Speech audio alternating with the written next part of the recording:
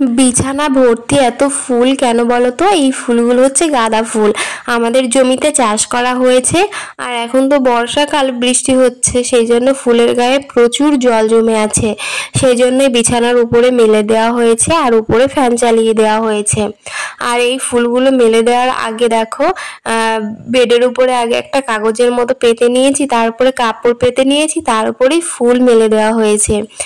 আর এই সমস্ত ফুলগুলো খুব ভালো করে আগে শুকিয়ে নিতে হবে। আর এই দেখো, এখান থেকে টুক করে একটি ফুল আমি তুলে নিলাম, তারপরে দেখো এটাকে আমি টুক করে কানের পাশে গুজিয়ে দিলাম। এটা যে আমার কত পছন্দের একটি গাছ তোমাদের কি বলবো। তোমরা আমার ম্যাক্সিমাম ভিডিওতে দেখেছো গাছ থেকে টুক করে একটা ফুল তুলি আর কানের পাশে গুজে দিই। এটা আমার সব থেকে পছন্দের একটি কাজ, ভীষণ ভালো লাগে। দেখো কানের পাশে ফুল গুজে দেওয়ার পর পুরো লুকটাই যেন চেঞ্জ হয়ে গেছে। তোমাদের কেমন লাগে এরকম কানের পাশে ফুল গুজতে, সেটা কিন্তু আমাকে কমেন্টে জানিয়ে দিও। আমার তো সব থেকে পছন্দের একটি কাজ, মানে সব থেকে পছন্দের একটি সাজের মধ্যেই এটা বলতে পারো। তারপরে দেখো ফুলের মালা গাঁথতে শুরু করে দিয়েছি। আর আমাদের এই ফুলের মালাগুলো আমার বৌদি গাঁথে, কিন্তু সে বৌদি বাড়িতে নেই, বেড়াতে গেছে, সেই জন্য ফুলের মালাগুলো আমিই গাঁথবো। আমি সেই ছোট্টবেলায় গেঁথেছিলাম, মনে আছে কিভাবে গাঁথতে হয়। তারপরে দেখো ফুলের মালা কিন্তু যেরকম সেরকম ভাবে গাঁথলেই হয় না।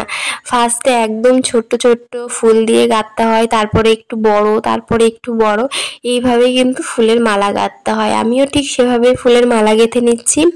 আর আমার মা তো পারেই না ফুলের মালা গাঁথতে, সেই জন্য আর কি আমি গাঁথছি। মানে সেই সন্ধ্যাবেলায় বসেছি, মানে 5:30টার দিকে বসেছি, আর উঠেছি সেই 10:30টার সময়।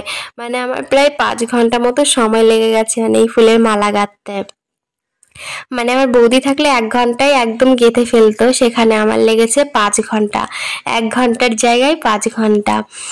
তো দেখো আমি মালাগুলো গেঁথে ফেলেছি, আর মাঝখান দিয়ে একটা করে প্লেট দেওয়া হয়েছে, কারণ ফুলগুলো ফাঁকা ফাঁকা হয়ে থাকবে আর ফ্যানের হাওয়ায় তাড়াতাড়ি শুকিয়েও যাবে।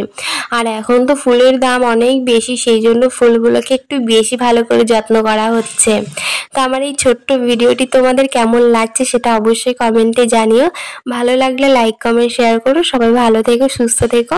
দেখা হবে নতুন একটি ভিডিওর সঙ্গে। সবাইকে টাটা।